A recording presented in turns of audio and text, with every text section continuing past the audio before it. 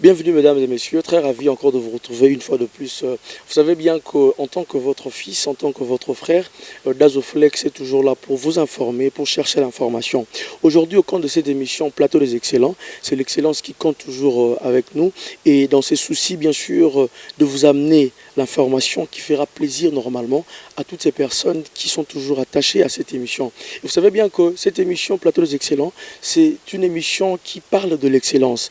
Et aujourd'hui, on aura le temps, bien sûr, de descendre sur le terrain pour rencontrer un de grands. Lui, c'est un grand, pourquoi? Parce que c'est quelqu'un qui a marqué le temps passé, qui a marqué le temps présent, et il continue encore à marquer son temps. Lui, c'est qui? C'est l'artiste Koffi Olomide. Aujourd'hui, je descends sur le terrain pour parler avec la star, nous dire un peu comment est-ce qu'il a eu à préparer depuis le début de sa carrière. Il est en train de continuer, et aujourd'hui, avec son tout dernier album, qui est intitulé 13e apôtre.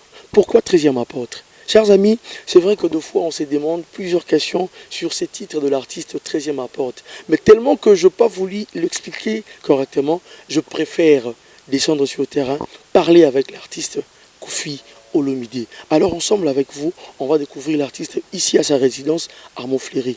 Alors Banakin, Banapoto, Banamon entier, les lots Dazoflex, la grande équipe Moïmato Kiti, pas solo là, un artiste na biso monene Koffi Olomide, le quadra balobi 13e apôtre.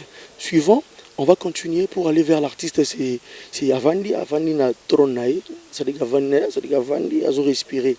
Merci beaucoup Freddy Yakimbe pour ta présence. On va avancer vers l'artiste, il est chez lui à la maison, Dazoflex Matika Songo, merci, pourquoi pas aussi penser spécialement à Maas Motombo, Tim Zulema, Herman Moyo, vraiment sans oublier Balobi Guilain Soumaïdi, merci beaucoup pour toi. Mais entre-temps, vous comprenez que c'est l'ambiance. C'est l'ambiance, chers téléspectateurs, pour Balobara trop, Baganga trop. Mais, Toye, tout ça, Moussa Nabiso, c'est conformé, c'est Rouloba. En tout cas, merci beaucoup à toi, mon ami Tracy. Tracy, vraiment merci. En tout cas, Herman Mboyo. Ampoyo, merci infiniment à la grande équipe aussi de la CBS, sans oublier Junior Ntsengelder, sans oublier Nolbi Gentel Kamba, Dido Makwema, Balobi Lelo, Tozepa, le grand Mopao, Chris Banga Production, Makri Kanga, Ridi MM, en tout cas, sans oublier Chika, puissant, Balobi puissance. Alors, on avance vers l'artiste pour parler avec lui et on va découvrir ensemble avec vous. À sa résidence, il est avec nous. On va parler avec lui. Merci. Alors, chers téléspectateurs, comme je vous avais dit, dans l'excellence, il y a toujours des gens qui nous demandent bien sûr à répondre à l'excellence. Alors, lui, c'est quelqu'un qui est l'icône de l'Afrique. Il a eu vraiment à faire un temps. Il continue encore à faire son temps. Et on a besoin juste de découvrir quelques petits secrets. On a juste besoin de découvrir en lui le fruit de son travail. Qu'est-ce qu'il peut aussi nous dire? Qu'est-ce qui peut aussi nous exciter, bien sûr, à atteindre son niveau et même peut-être à dépasser son niveau? Lui, c'est qui? C'est Koffi Olomide, le quadra, aujourd'hui avec son dernier album intitulé 13e apôtre. 13e apôtre. Bonjour, Koffi Olomide. Bonjour. Très ravi de vous retrouver chez toi à la maison, à la résidence. Comment la santé? Ouais, tout va, calme, le calme est là. C'est un grand plaisir, premièrement, de passer sur notre chaîne, la CBS Télévision. Et un mot pour cette émission Plateau des Excellents. Bon, mais vous êtes les bienvenus quand même. Merci beaucoup, l'artiste. Et aujourd'hui, nous parlons bien sûr de ses derniers albums intitulés 13e apôtre. C'est vrai qu'on n'a pas eu peut-être la chance, tout le monde n'a pas eu la chance peut-être de suivre votre point de presse, mais aujourd'hui on aura quand même besoin aussi d'avoir quelques explications sur ces titres. D'abord, 13e apôtre. Oui, Jésus avait 12 apôtres, mais moi j'aime tellement Jésus, je suis tellement son adepte. Déjà j'avais chanté il y a longtemps Petit frère à Jésus, et au moment de faire mon dernier album, je l'avoue, je le dévoile, je le révèle. En fait, je ne suis que son 13e apôtre, le seul noir. J'ai déjà expliqué que c'est pas normal que Jésus n'ait eu que des apôtres blancs. Alors il y a beaucoup de noirs qui vivent pour Jésus, qui sont là pour Jésus, des gens comme Mandela, des gens comme Martin Luther King, comme Haïlé Sélassié, comme Fouet-Boigné, comme Kwame Nkrumah, comme Frantz Fanon, comme Carl Lewis, comme Mohamed Ali, Obama. Tout ça pour moi, c'est peut-être que des apôtres de Jésus. Donc moi, autant que les autres, on n'a jamais vu leur certificat, on n'a jamais vu leur diplôme, on n'a jamais vu leur bulletin de nomination. Moi, j'ai fait ma vision, j'ai eu ma vision. Je suis le 13e apôtre de Jésus, l'apôtre noir. Le 13e apôtre, donc c'est déjà bien. Alors l'artiste, on veut aussi avoir aussi quelques précisions sur le 13e apôtre. Il y a eu combien de titres en question? Il y a 39 titres. Hein. Il y a 39 titres. Et, parmi les titres, il y a à peu près 32 chansons. Et les autres, ce sont des écoutités. Quand en photo, c'est comme mon cœur. Tout la fait suite. Écoutité. Merci beaucoup Koffi Olomide, on comprend vraiment que c'est l'ambiance qu'on est en train de mettre. Koffi Olomide, 39 chansons, il est bel été. Je vais montrer là. Comme ça. Ça c'est notre fils, lui on l'appelle. Non, ça c'est mon grand-père. Ah, le petit-fils. Non, c'est mon grand-père. Il s'appelle comment le grand-père? Il s'appelle comment? Saint James Rolls. Ah, James Rolls. Saint James Rolls. Saint James Rolls. Ça va? Un mot aussi pour le 13e apôtre, pour papa, tu veux dire quoi? Un mot. C'est bien. C'est bien. Voilà, un mot, tu as demandé un mot.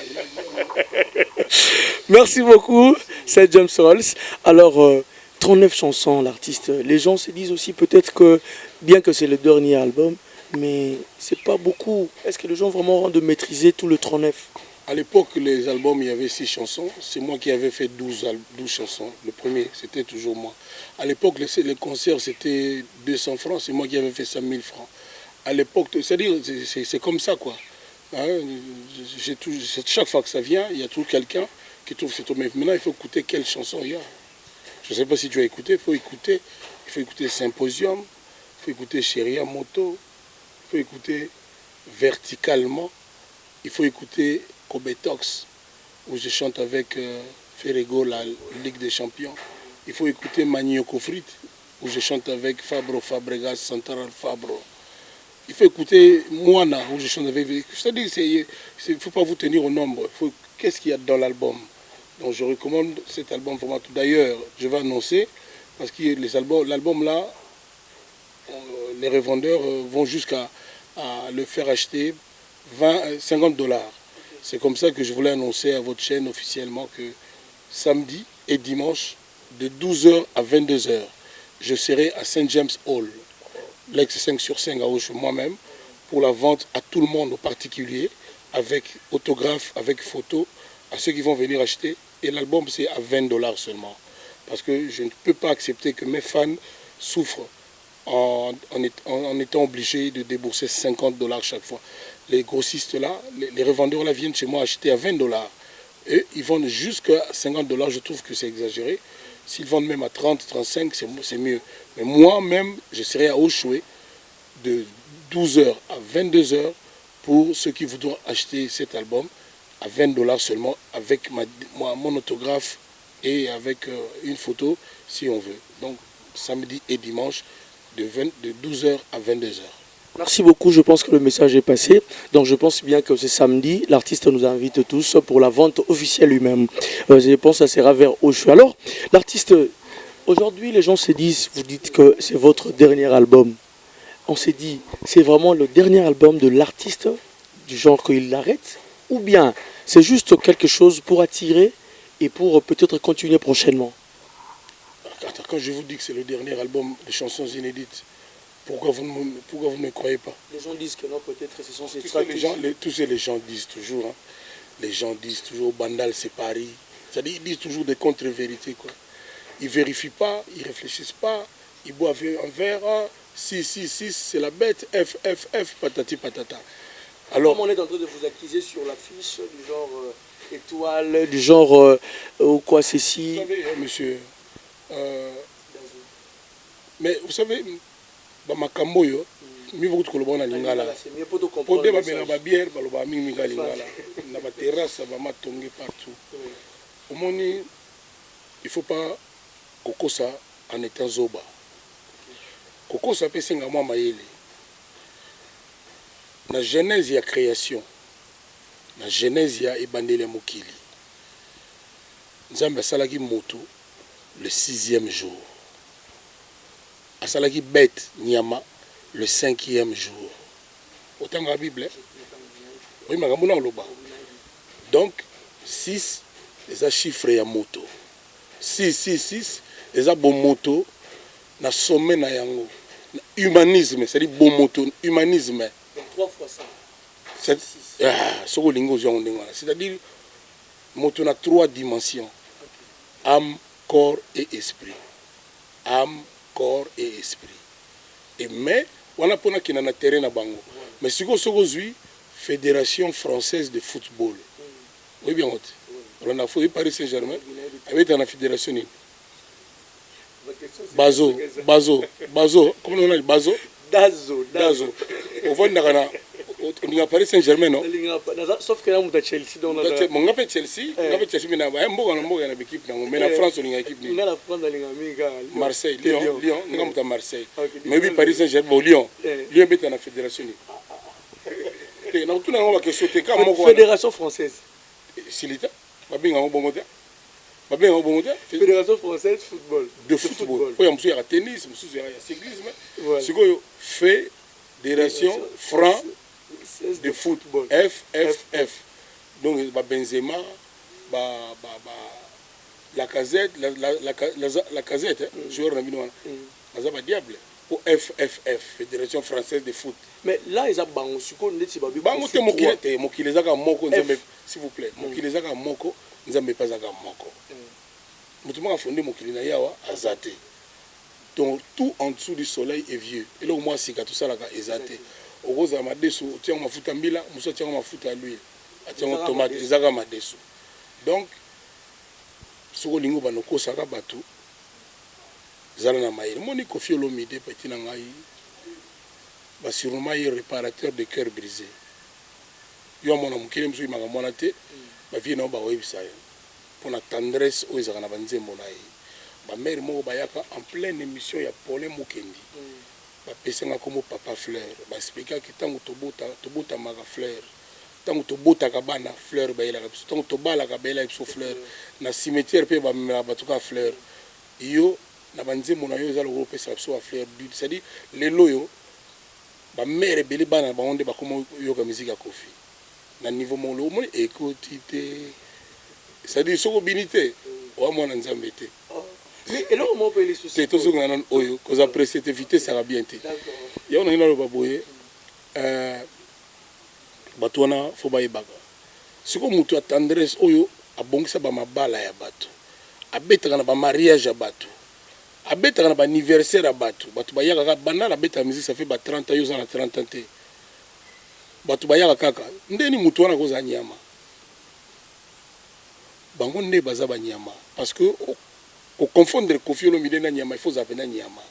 Baza pena bato yo so moi sina zo kanzema Koffi mona kuli Koffi. Na ba TV jalousie. Vraiment meilleure question émission yango. Jalousie motema c'est dit na Congo wa motu fa zalaka 0. Tala lelo album une semaine 200 000 vues nzembo na ekotité. Normalement Congolais faut la fier. Ba Nigeria sima les loyo Koffi numéro 1 na iTunes na musique du monde. Numéro 1 bato ba intérêt de numéro 1 na musique du monde. Na monde entier numéro 11 devant DJ David Guetta. Nga quadra kora mpa makonzi. Mais photos à la fier. Sont dans une va faire bakura ou on a kala. Mais c'est que les loyo. Na une semaine 13e apôtre on dirait bima sur 3 mois. 21 000 CD vendus, na 25 € na poto. Batbate granti na 50 € awa. Yo na kino zo mona pozo yoka. Ya on a cette opération wana CD 20 € pour tout le monde. Prix wana yaki pour na ba grossiste. Pour na oteka na bato ba revendeur. Mais comme à revendre, bazo sommet pas nanga, bâti la rabat nangai 50 40 na boyango, ngamo na oteka on a au chemin 2 jours kaka. Donc so yete lundi mardi ozonga pas ba revendre wa. Le lundi mardi oyena au chou, ozina photo, ozina autographe na yo, okena CD na yo. Photo c'est après okanga photo. So le biga to kangi photo après buka kingo beti pena mabo. C'est ga mon gars. Alors, le Rambo, il y a encore quelque chose. Tout le monde a un clip Mousso Sali, Moutomo Pena, Baché, Panoa, Kofi Olomide, Bazo Bambali Bang. Voilà. Je me dis, pourquoi c'est comme si tu t'intéresses plus à Batouana, or yo Salamoussa, nayo. Je trouve pas que nos fanatiques babi que non, n'anengo zalara. Pour te rappeler ma solo du genre que non, Batou Balobara, j'aime pas Kofi mais la musique naye.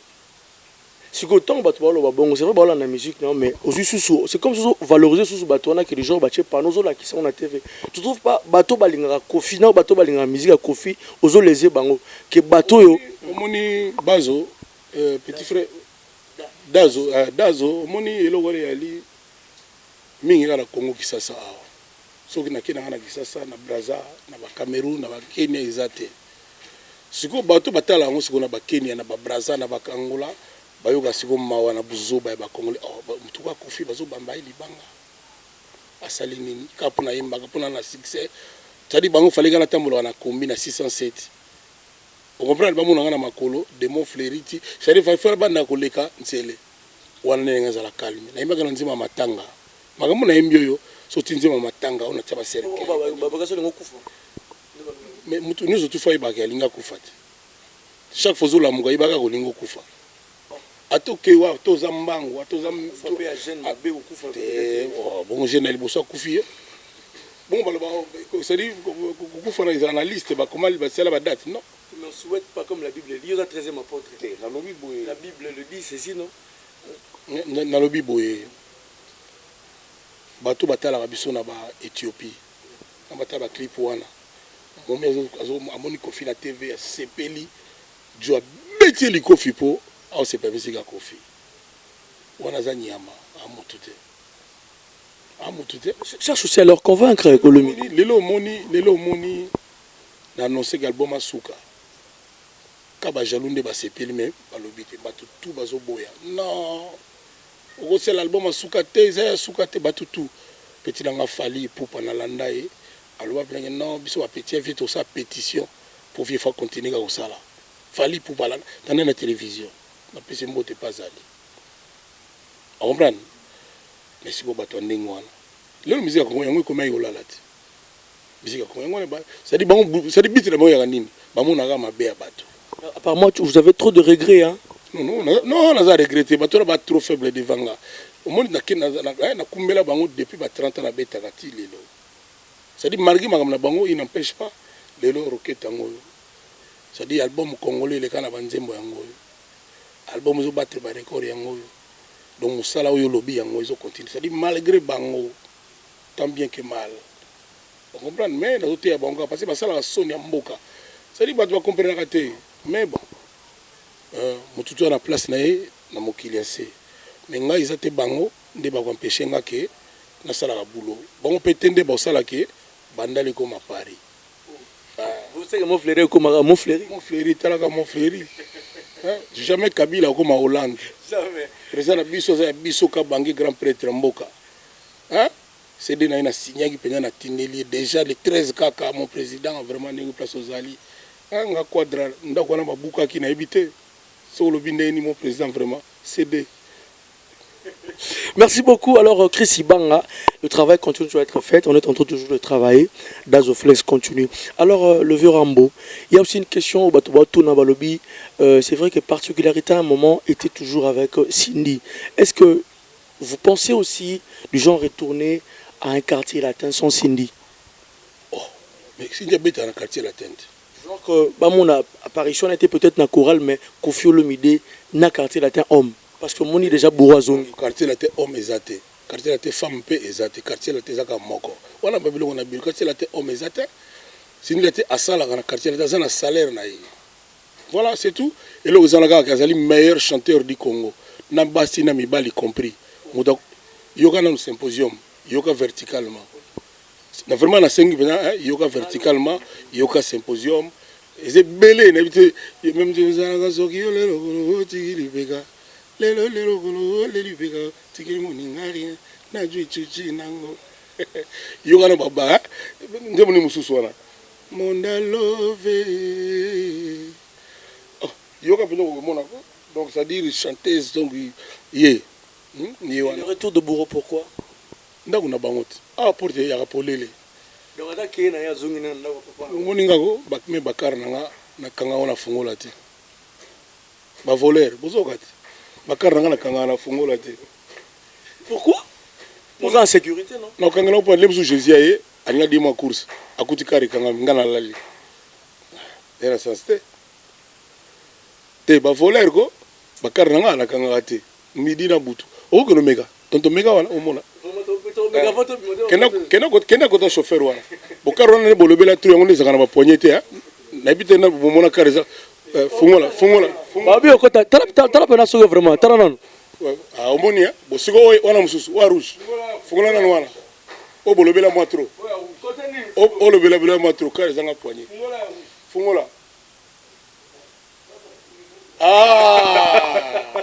mais azela Herman tozongana mais grand pao vraiment ata jusqu'au big no okanga ngote siko Jésus aye akota ndeni siko omona siko munene na Jésus yenda kokota mo siko petu alobela karo trop mais ibaka teke karo mbo ya kana kini moko izanga poignet en tout cas bana kin trop omona siko tala ngo bien izanga na poignet te. En tout cas, Banakin, Banapoto, c'est vraiment grave. Comprenez que ambiance, il y a plateau des excellents. On continue vraiment cette ambiance. Merci beaucoup à Maës Moutombo, merci à ministre Ridi, merci beaucoup à Guicho depuis l'Afrique du Sud, Tim Zulema, Viviane Babaka, Aris Mika, pourquoi pas penser, Franck Kalonji, Guibert Kalonji et aussi bien sûr Nabana Canada. C'est vrai que cette émission c'est soit à la télé, c'est aussi à l'internet. Alors qu'au fur et à mesure, dernier programme, Nabiso Toroye Balelo Izanine. Programme après le vente, il y a samedi et dimanche. Et sortie officielle, est-ce que c'est déjà prévu pour un concert en live ou peut-être Batum Souaza Pena Posa Skobayo qui a vraiment quotité en face. Batum Souaza tout le 39 album en face. Il y a un programme réservé. Tout ça là-bas, tout ça précité. Mais on a vu album, on dirait 3 mois. Une semaine et qu'on y est là. Et moi, il est 13, le 20, le 21 jours. Donc tout est encore une fille qui est moite. Mais tout va être bayoka, bah côté là, on va nous ma chanson voilà donc voilà, il y en a et qu'on fait dans côté bon. Toi apprécier trop visiter c'est ma bé. Toi retenir donc déjà tout consommer un album et tous à la juste passion. Nous avons un coup de sommité. Donc faut payer album nous avons un on va fier belos en voilà balingwala yolo. C'est wa côté Dakar, hein, on boyango. Boyango to ni mayo. Mais voilà, boyango. Wa fanatique bazana ba balinga no te. Tenga na bité ba momi so baza banani. Na bika ba momi belé. Na bité ba momi no. Na ba momi ebelé. Ozala mo ba rapport ma momi belé belé. Te ba rapport il y a des gens qui non solo. Ba bité lo ba na TV, ba chaîne toyo, ba nini donc ba mo belé. Ouais. Vraiment. Vraiment. Mais c'est quoi alors mon va dire le vraiment on est où du genre c'est un dictionnaire. Un dictionnaire ouais. Apparemment faut faire le exagère avec le vraiment veut dire que vraiment non toi il est vraiment trop zayo. Ouais.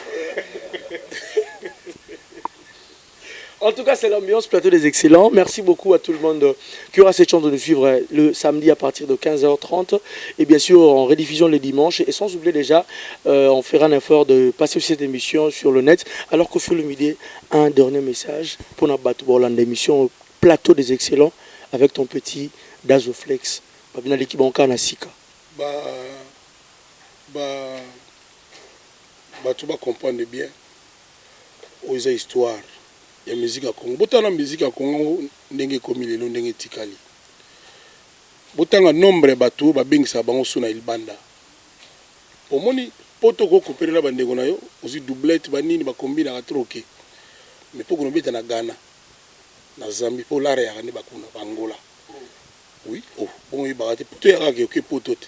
Au Congoli ba borra batu après oui na TV pa ya petelanga bazo au lobby que dazo pardon. Donc, dans le Bible, ici, à Congo, il y a un tikali wana. Moi, prêtre, ça fait 2 semaines, il y a un arrêt. Ce qui 60 000 bateaux, c'est une loi. Nous avons dit que la loi, on a évité. Donc, il faut tout ça, la musique, Toyokana, musique à Congo, et résister. Oh non, Nigeria, bon Nigeria, d'abord, l'équipe sur la foot. Basala ba moteur ba car, basala ba pièce de rechange. Banda kala ba lekana monga na mamutu. Ba Nigeria wana. Biso to yo telemela monga na ndule. Les loyo à cause de affaire na mino ya musique religieuse. Au fond la TV de 6h à 8h ka yango, de ba après-midi ka yango. C'est-à-dire na mokili mo juste na barato monga ba musique normale les obeta. To sambela pe meto tika lokutate. Tout qui exprime ma bête, tout qui a monté mon. Je crois, alléluia. Voilà. Donc, ça sert à rien au Sambela tant que ça aussi au Sambela au Salamabé. N'est-ce pas le Congolais? Qu'on fait le Salamabé. Te. Nous allons pas na biso ba Congolais. Ngana musantu te ngana koka ngana nyoso te. Nous allons pas na biso ba Congolais. Et ma faire comment la télévision musique for jazz kaka. Pour nani. Sauf on ba CNN. Au fond, TF1. On a un zabolo. TF1. Il y a un canal, non? Les canal plus on a. La musique, c'est banane. C'est-à-dire, on comprend, on comprend. C'est-à-dire qu'il parle. Et puis, tout semble là où les gars, bamboka tout le monde. Tout ça, on a 40 chaînes religieuses. Dans la situation. Pourquoi on a moté maman bé? On a déjà. Au cours semble là, ni lingi. Mais tant qu'on se respecte, nous dit commandement de Dieu, nous avons un jaloux. Tant qu'on a un hypocrite, tant qu'on a un esprit mabé, et si maté. Il y a un Congo qui n'a pas boy. Et ceux qui n'a pas boy, koloba, ko condamné comme Mikonzi. Mon besoin, c'est toujours conscient qu'il faut tout ça la boy pour mourir. C'est ça le problème. C'est ça le problème. Au fond d'un cacao, bandal c'est Paris. Oh, musique à mouton, il est qui a eu. Quand on va faire la polémique, bani pour ça dit, bon, on va dire qu'il fallait qu'on fasse l'ennemi à Kofi. Faire que face à la clip à profiter. On a des cinq on a bango pour l'année. Mais jusqu'à présent, vous avez déjà compromis, il y en a petit non faire. C'est les gars qui déjà fait à l'obagi que Azagi n'a pas comme trop ya kosala bonne. C'est normal. Mutaya yembelio, faut que Cobetox, faut que voie la Ligue des Champions faire. Faut que nenga mutasa yembelinga bongo. Soit ça n'a taillé, soit ça tenté, il y a pas de problème. Il faut pas tout singa na kingo. On a les petits na ngana olinga parce que jaloux, ba yebeli ba na ça c'est belé. Je me suis dit que surprise après ce que nous avons tout ça dans ce clip. Tout ça, tout un problème. Mais pour nous, il faut que il faut que nous ayons il faut que nous ayons des Congolais qui sont pour nous. Apparemment, seul avec tous. C'est quoi le problème? Justement, pour nous, il faut seul contre tous. Mais apparemment, seul contre tous. Réunion et Salemaki, on a qui présence à Kofi Olomide. Réunion ensemble, les amis de Lisanga, tout le monde qui Papa Wemba, Tchala Moana, Weranson, tout. Mon avis juste car absence à Kofi Olomide. Mais c'est quoi yo? So va bien ngati. So va bien ngati, il y a une adresse boy. Il faut bien. Mais mutu a lobaki tout ça réunion mutu nini? Mutu wanati. Mutu a benga batu mususu wana nani?